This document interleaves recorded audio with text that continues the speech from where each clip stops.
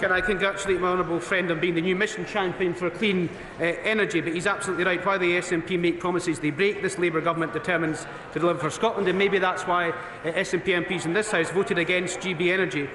We are delivering for Scotland, and we promised GB Energy, that's been delivered. We promised to end austerity, that's been delivered. We promised to make work pay, that's been delivered. While the SNP only deliver managed decline for Scotland, we are getting on with improving the economy. Clear plans for Great British Energy, but there are very clear plans to end new licences for oil and gas in the North Sea.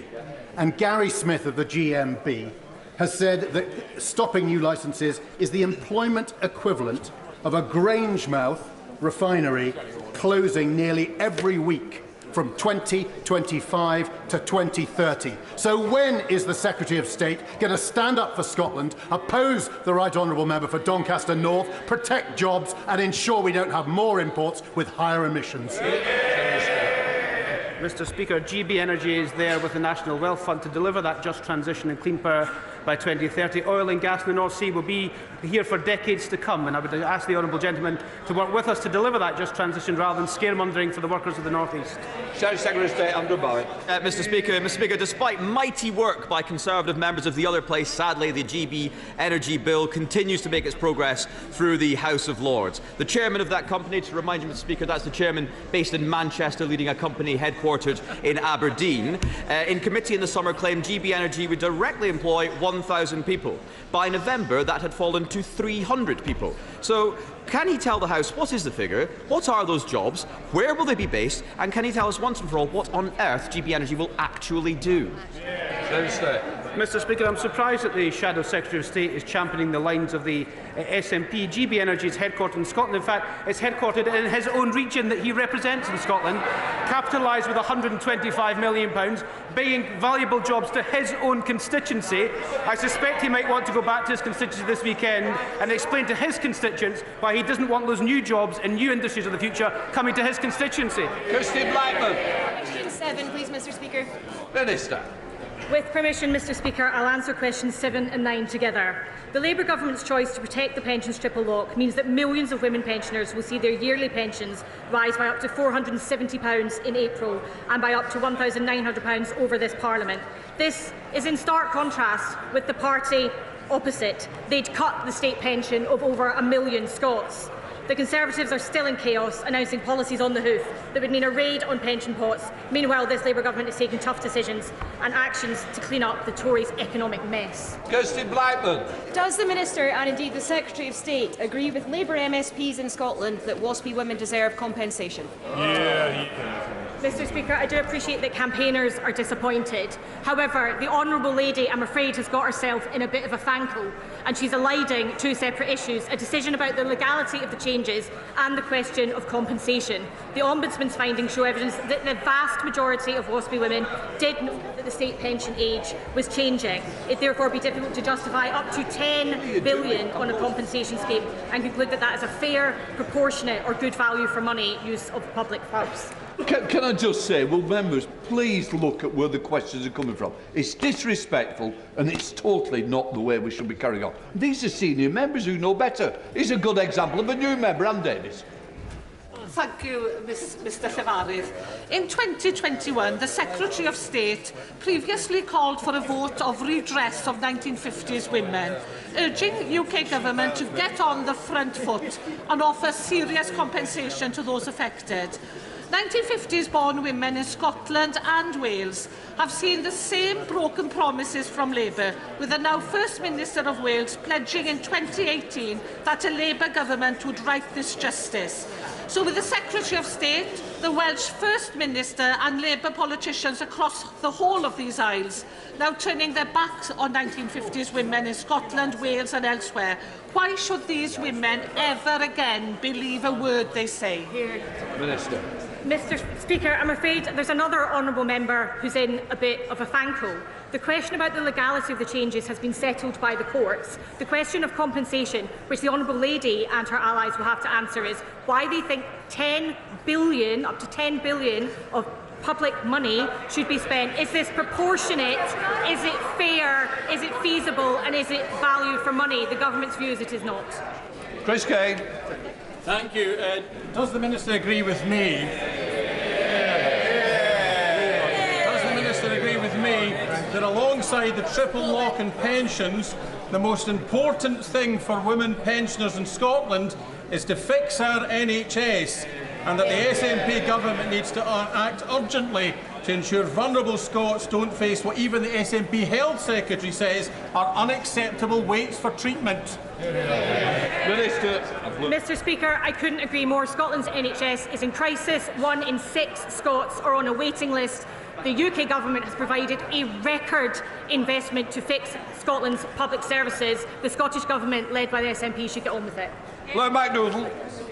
The most common problem raised by women pensioners in East Renfrewshire to me is, like the member for Stirling says, the enormous waiting list. And with researchers from Oxford University, Strathclyde University and Edinburgh University predicting that by the time the SNP leave office they'll be headed towards 1 million of Scots on waiting lists, how can we make sure that the billions provided in the Labour budget don't go down the same drain as everything else that is given to the SNP? Thank you, Mr Speaker.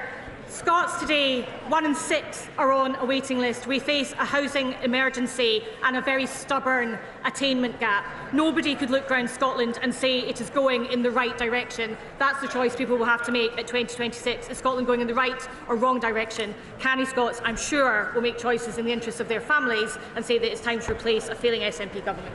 Stephen Gethins. And I welcome that welcome from the Labour benches. The Minister campaigned on compensation for WASPy women as the Secretary of State for Scotland did. So will she tell me, if she won't listen to the women, if she won't listen to the Ombudsman, will she listen to Scottish Labour MSPs who called for compensation? Minister. Mr Speaker, a third member in a dreadful fanco. What we said at the election was that we would wait the Ombudsman's report, we would examine it and we would take a view. We have taken a view. We have taken a view that up to 10 billion of public money should not be spent providing compensation on a decision that was legal and which has been concluded. The vast majority of 1950 boards, women were aware. Stephen Gethins. Mr Speaker, the Secretary of State recently reacted to Labour's dip in the polls in Scotland by saying the voters didn't like honesty. I wonder if it was more to do with Labour not keeping their commitment to women pensioners, or was it more to do with saying that you'd decrease fuel bills and they went up? Was it to do with saying you tackle child poverty and then take on some of the most regressive Tory policies on the 2-child cap? And as we approach Burns Night, I wonder if the Bard was right when he said, "Dare to be honest and fear no Labour." Whereas nowadays I wonder if he'd say, "Dare to be honest and fear the voters." Mr Speaker, polls come, polls go. The fact remains this Labour government has provided record investment for Scottish public services. I suggest the honourable member invest in a notepad so we can keep track.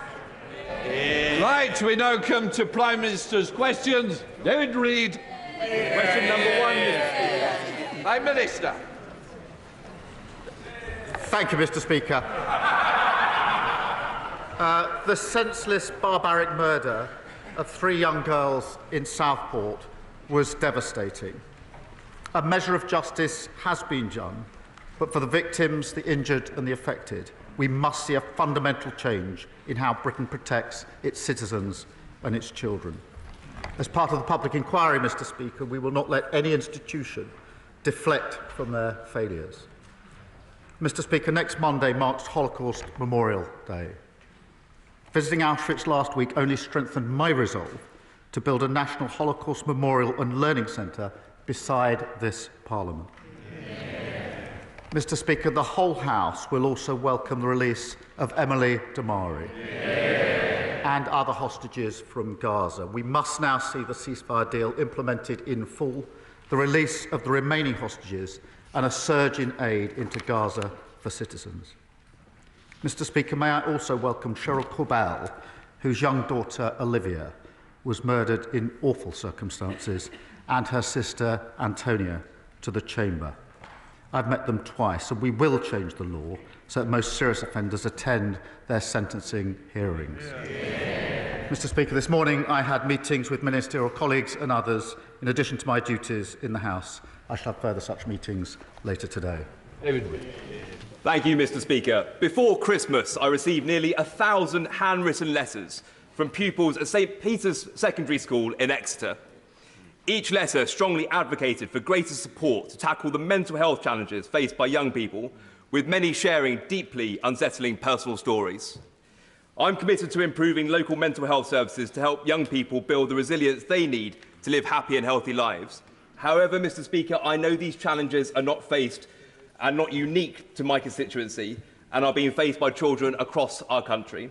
So can the Prime Minister please outline what steps his government are taking to enhance mental health support for our children nationwide? Prime Minister.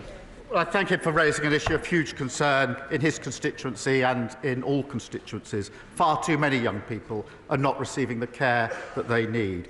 So we will provide access to specialist mental health professionals in every school, recruit an additional 8,500 staff to deal with children and adult mental health services, and roll out our Young Future hubs in every community. Thank you, Mr. Speaker. Marcus Campbell-Savers. Thank you, Mr. Speaker. My right honourable friend will understand the importance of farming to the economy of my constituency in Penrith and Solway and Cumbria as a whole. With recent reports of foot-and-mouth outbreaks in Germany and concerns being expressed over transmission to the United Kingdom, would the Prime Minister assure this House that all government departments are on high alert and vigilant in monitoring the situation, particularly at places of entry, including airports where meat import controls can be lax? We must avoid the disaster that this would bring to UK farming. Prime Minister. Thank him for his question. We will do whatever it takes, Mr. Speaker, to protect farmers from the risk posed by foot and mouth. And that's why we acted swiftly to ban the imports of cattle, pigs and sheep and their products from Germany to protect farmers. We will not hesitate, Mr. Speaker, to restrict imports from additional countries if the disease spreads. We will keep the situation under close and careful review. Leader of the Opposition, Kemi Badenoch. Mr. Speaker, can I take this opportunity to welcome the release of hostages, including Emily Damari, from barbaric captivity? I also know that the thoughts of many will be with the victims of the Southport killings. There are important questions to answer, and I will return to those after the case is concluded. Between 2009 and 2022, the OECD found children in England rose up global league tables in maths, reading and science.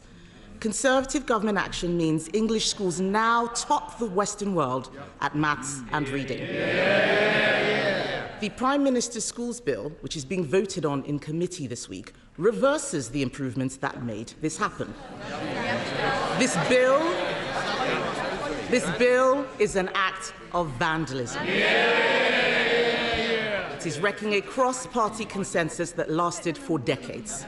Why does the Prime Minister think that so many school leaders are criticising this bill? Prime Minister. Mr. Speaker, it was Labour that introduced academies in the first place to drive up standards.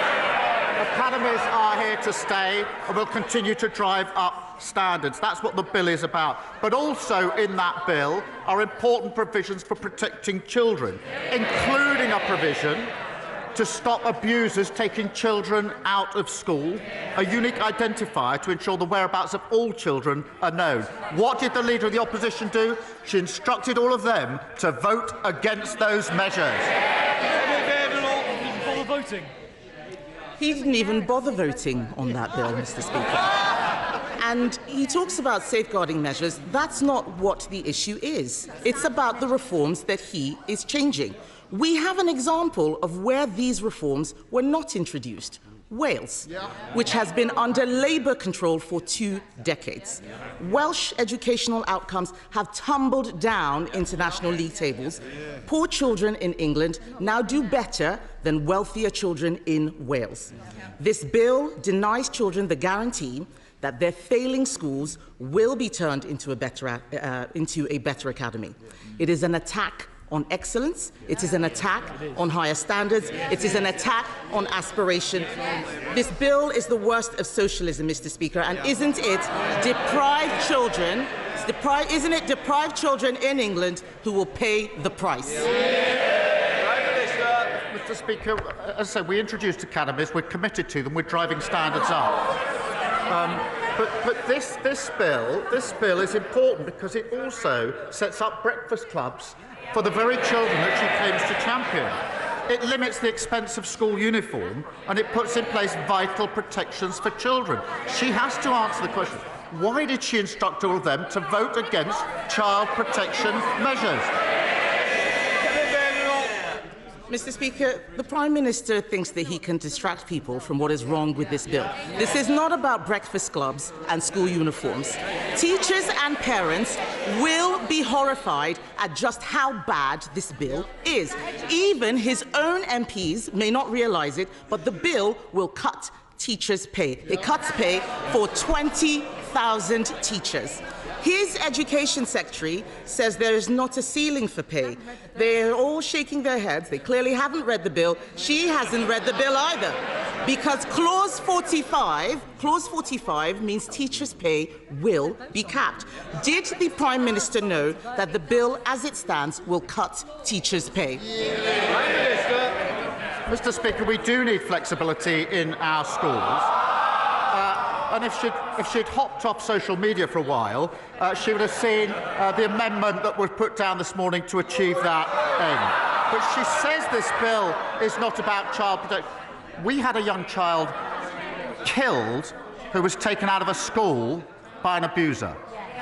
This bill closes that gap. That is urgently needed.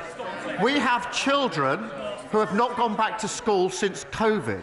This bill closes that gap. She can make her points on academies. We can debate academies, but to vote against the bill is a disgrace on all of them. This is nonsense, Mr. Speaker, and the amendment he's talking about does not address this issue. He raises academies. That's exactly what I'm talking about. Like every other parent, I believe all our children should have the best teachers. Apart from cutting their pay, listen to what the head of Year 11, Mr. Speaker, at Michaela, the head of Year 11 at Michaela, the most successful school in the country, came from the armed forces. The headmistress says that with Labour's new rules, she would never have been able to hire him. Those are the academy freedoms I'm talking about. This bill would have blocked that veteran from teaching. The bill implies that doctors are not sufficiently qualified to teach biology, that Olympic medalists can't teach PE. Why is the Prime Minister closing down routes into teaching when we should be opening up more? She knows that's not right. No, it's not. Look at the provisions in the bill.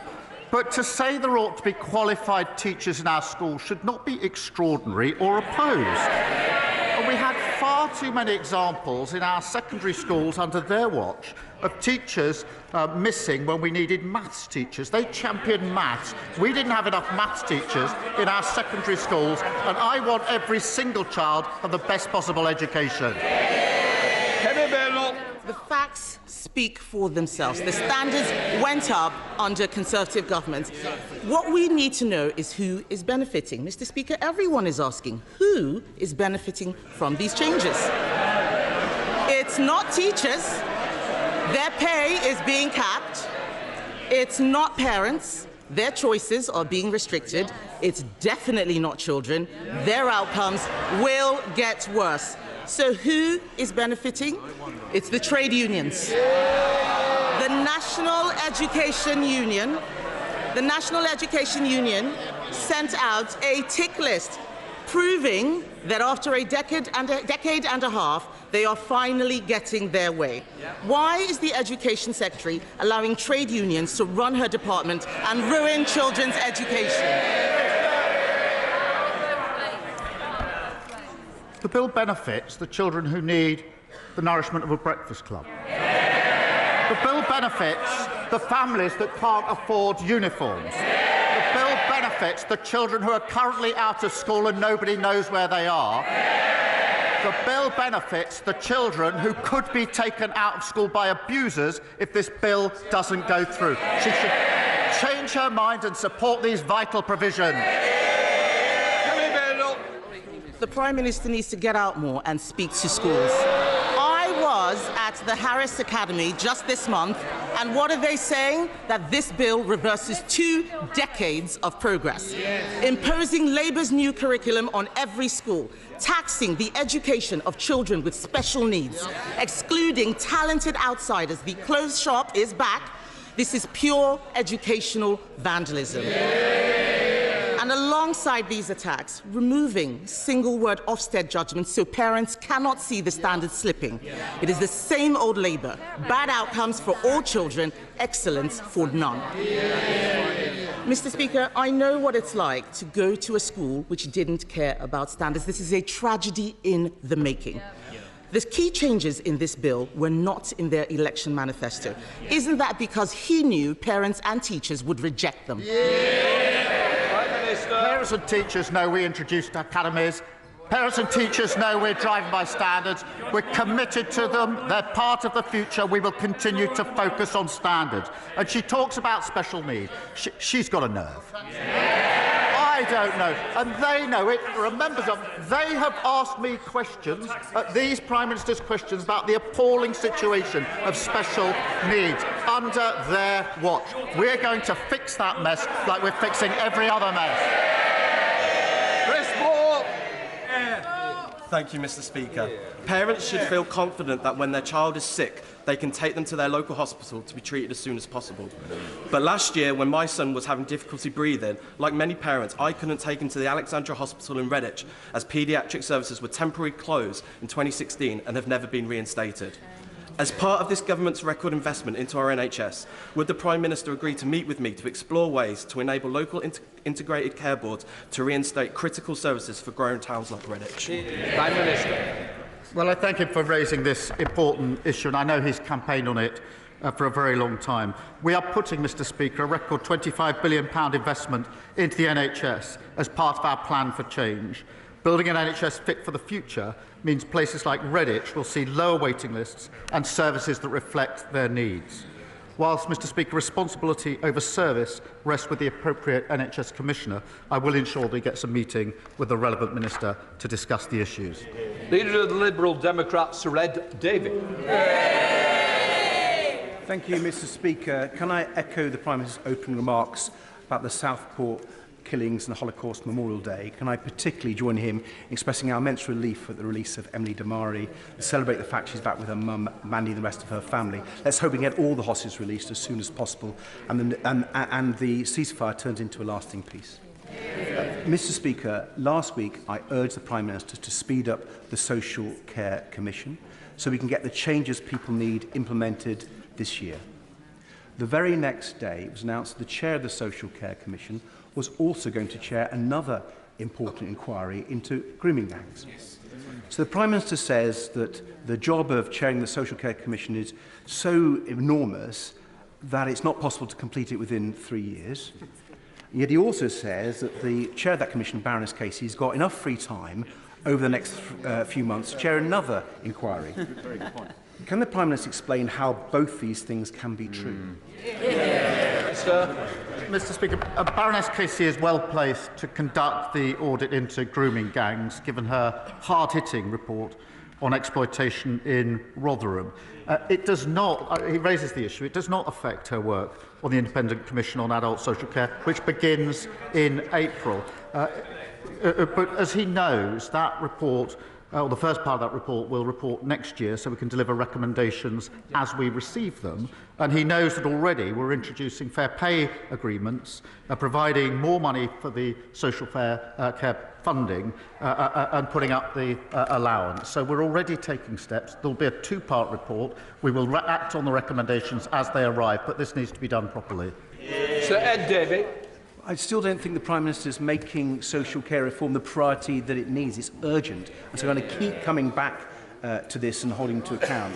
But, Mr. Speaker, turning now to the United States, can the Prime Minister guarantee that he will not sell out Britain's fantastic farmers to Donald Trump in a trade deal that undermines our high food and animal welfare standards in the way that the Conservatives sold them out in the Australia and New Zealand deals. Prime Minister.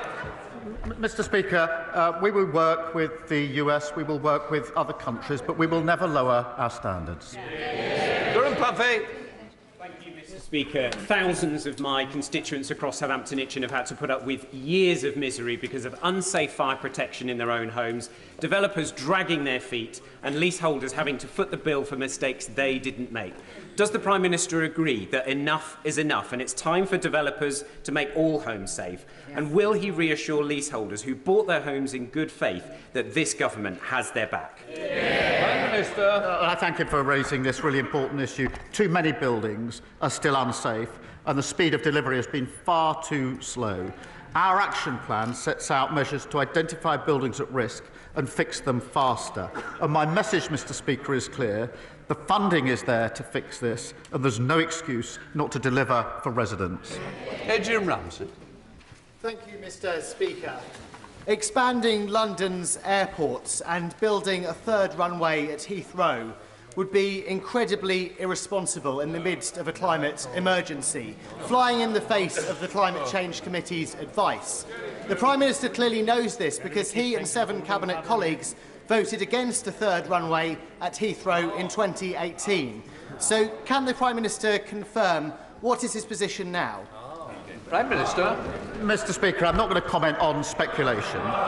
He knows that we are, as a government, we are committed to growth, we're committed to the aviation sector and to our climate obligations. But I'm not going to take lectures from those who talk about climate change but oppose vital renewable infrastructure in their own constituency. Wilson solar farms. Thank you, Mr. Speaker. In Swindon North, we have the Panatoni Park development. It is one of the largest employment developments in Europe.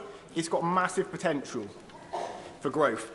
Will the Prime Minister join me in acknowledging the site for boosting economic growth in not only my region but the country, and will he come and visit it with me? Thank you.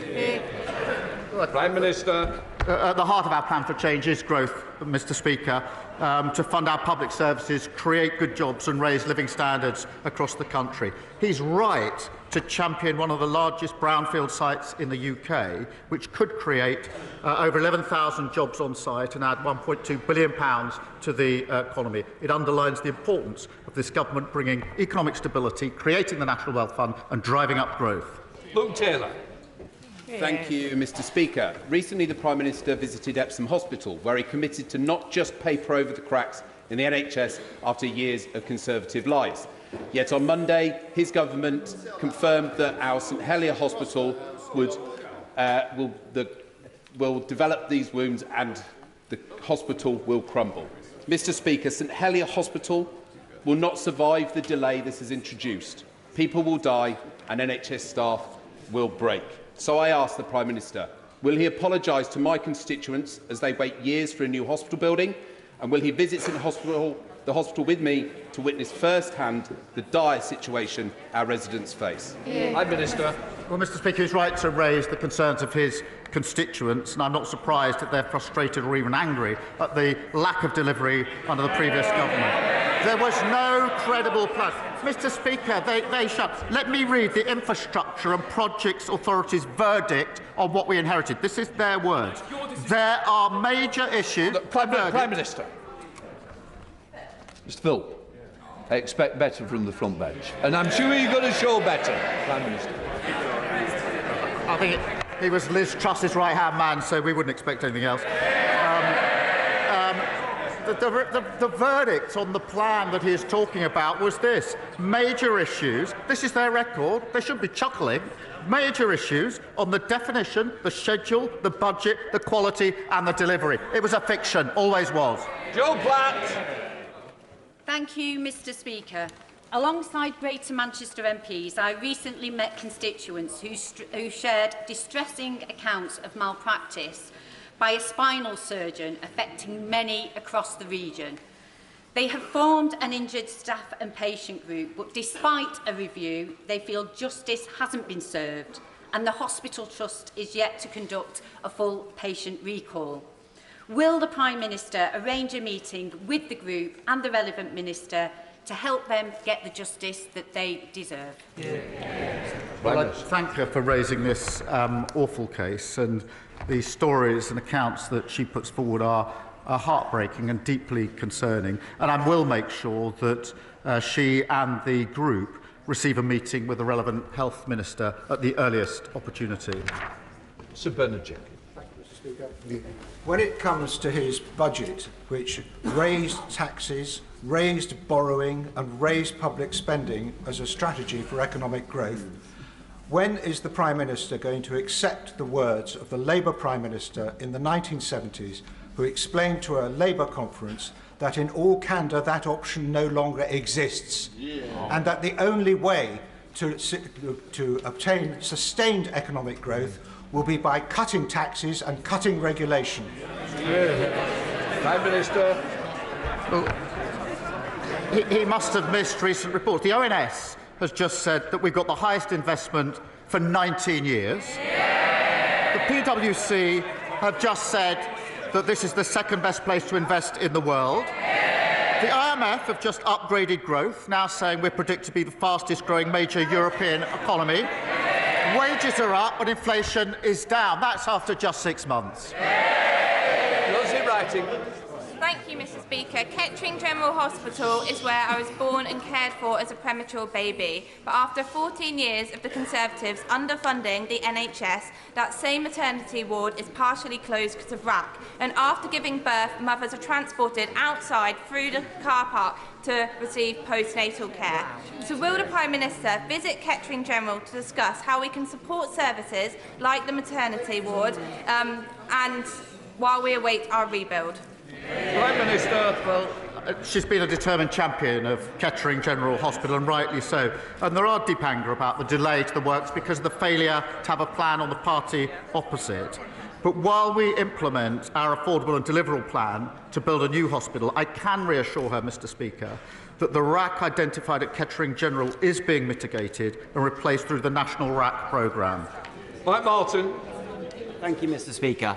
Before Christmas, Lord Robertson, who's leading the Strategic Defence Review, came before the Defence Select Committee and told us that he couldn't guarantee that the strategic outcomes from the review would be fully funded. Recently, we've also heard in media reports that the review might be delayed until the autumn, so that's a delay of 6 months. Will the Prime Minister take this opportunity to state categorically to the House that the Strategic Defence Review, with its important requirements for the defence of our nation, will be fully funded and delivered on time? Prime Minister. Of course, we're committed to that because this is a serious review into our defence. It needs to make sure that we understand the challenges we face and have the capability to deal with those challenges in the modern era. So that's the exercise that's going through. We've committed to the path to 2.5%. As he knows, the last time 2.5% was spent on defence was under the last Labour government. And that is the difference between the approach on this side of the House and the approach on that side of the House. Harpley Temple. Huddersfield Royal Infirmary has recently reduced its elective waiting list from a high of 4,000 to just 20. Will the Prime Minister join me in paying tribute to NHS staff at my local hospital?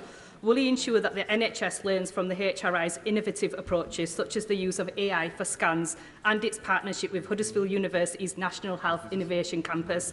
And whilst the Prime Minister does his hospital tour, can I also invite him to Huddersfield to see the transformative work being done? Prime Minister. Look, can I thank her because the achievements of the hard-working staff at Huddersfield Royal Infirmary prove that you can bring down waiting times through our plan for change. And it is important we're applying that best practice and innovation across the NHS. We must do more. We inherited record waiting lists and we are now bringing them down. Andrew Snowden. Very much, Mr. Speaker. In what is supposed to be a honeymoon period for a new government, the Prime Minister has sacked his Chief of Staff, forced his City Minister and Transport Secretary to resign, whilst Number 10 has been briefing against the Pensions Secretary, Home Secretary and Education Secretary. Is it not time that the Prime Minister accepts that the root causes at the heart of this government are with him, not them?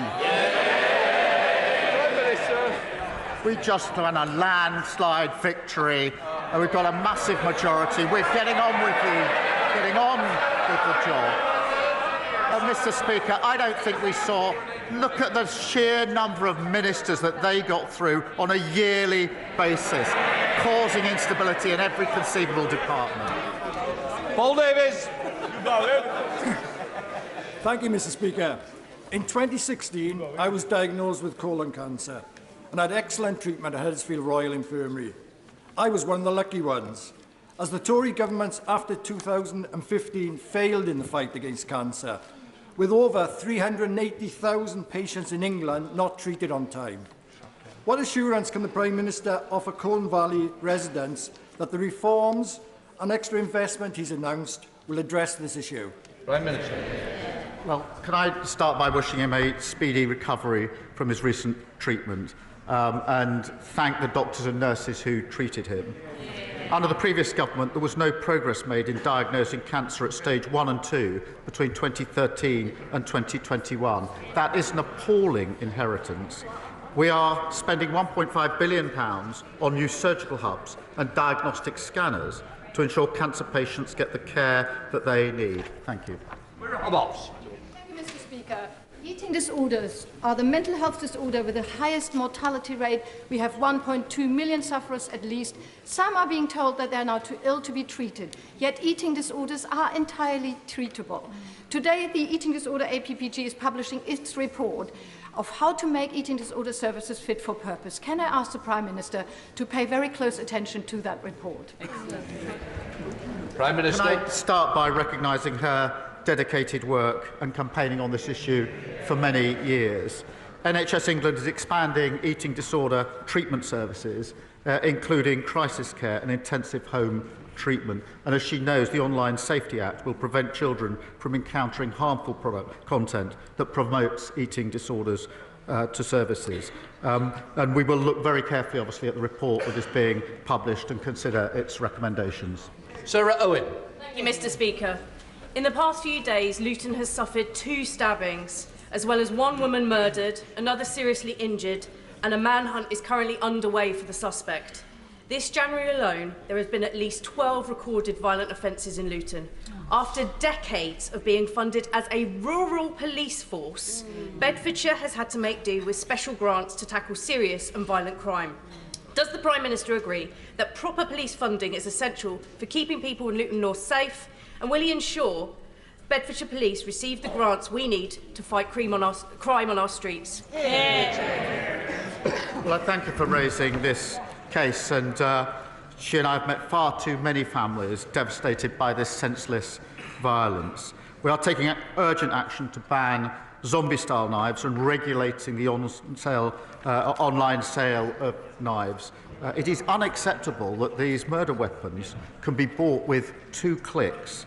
Technology is there to stop it, and we're going to take action. And on the resources, we're putting an additional 13,000 police into neighbourhood roles and allocating £85 million to Bedfordshire Police in funding to keep her constituents safe. Iqbal Mohammed.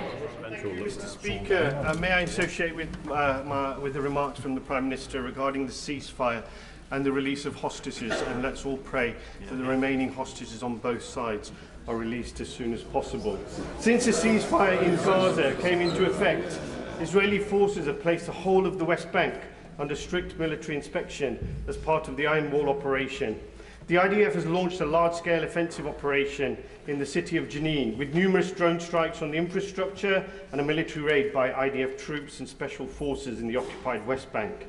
At least 9 people have been killed by Israeli forces and 40 people injured, including several healthcare workers. What steps is the government taking to urgently protect Palestinians, including healthcare workers, and to prevent atrocities in the West Bank? And will he outline the UK's response to the ICJ advisory opinion on Israel's unlawful occupation? Minister.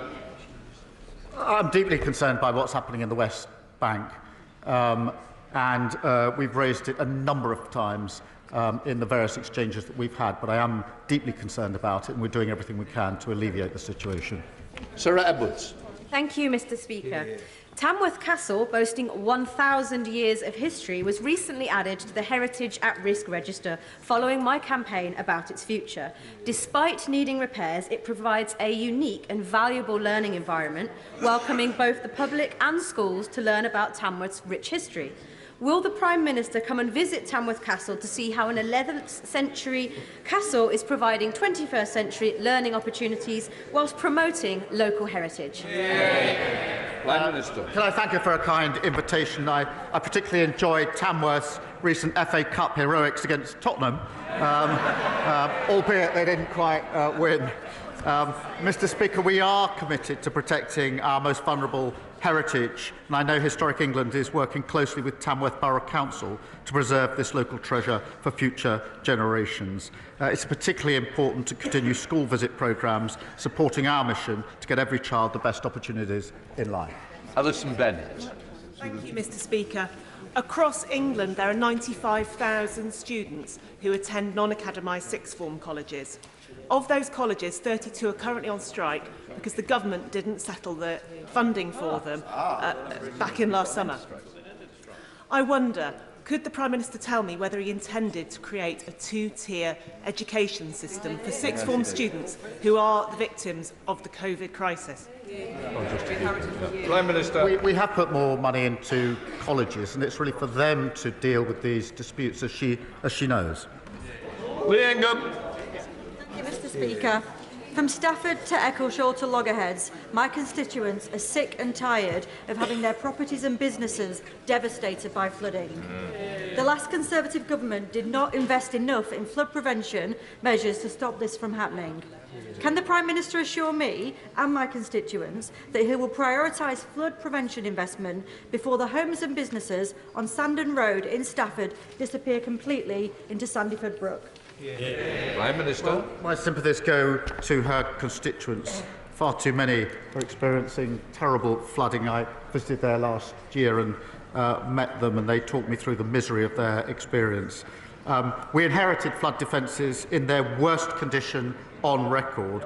We are now investing £2.4 million in flood defences to better protect communities, and committed £60 million to support farmers impacted by the extreme weather.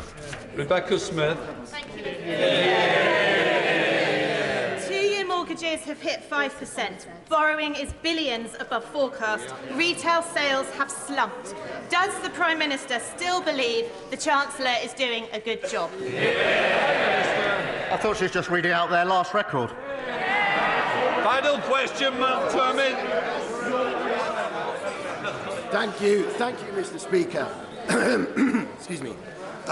Before the last election, the Conservatives baselessly promised a fully funded scheme to deliver a new Watford hospital, something they have failed to achieve in 14 years. Does the Prime Minister share my frustration and that of my constituents that they unforgivably failed to budget for its construction, and Watford will only get its new hospital built and paid for thanks to the properly planned approach of this Labour government? I'm not surprised his constituents are frustrated. There was never a plan. The funding only ever existed in Boris Johnson's imagination. It was pure fiction, and they know it. We have an affordable and delivery plan to build these new hospitals, and that includes Watford General, and we'll be getting on with it. That completes Prime Minister's questions.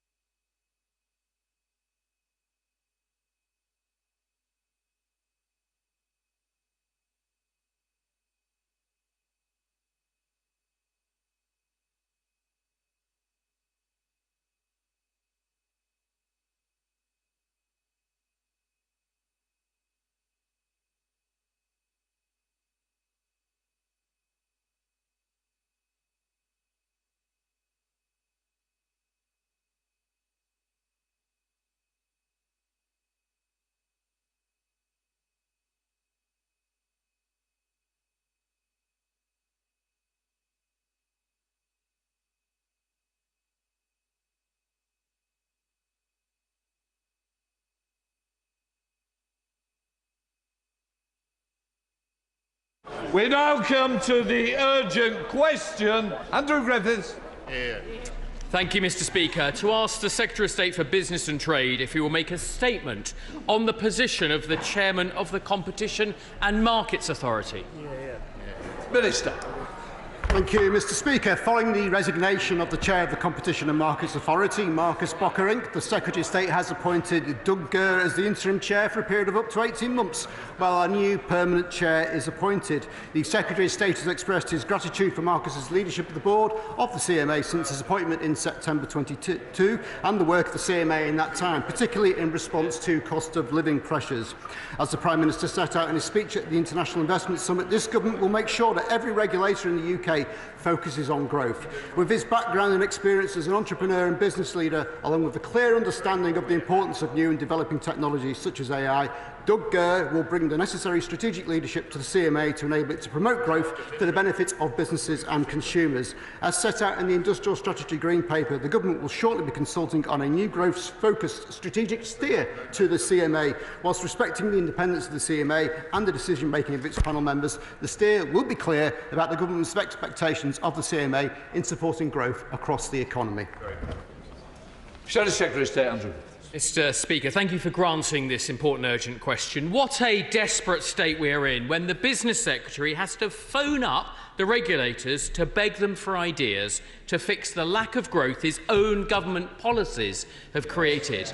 And I hope that when the regulators attended that roundtable last week, including the chairman of the CMA, they had the courage to put at the top of their list scrapping his 150-page, job-destroying, trade union-inspired employment bill, or to point out the jobs tax in the Chancellor's budget, or their socialist attack on inheritance,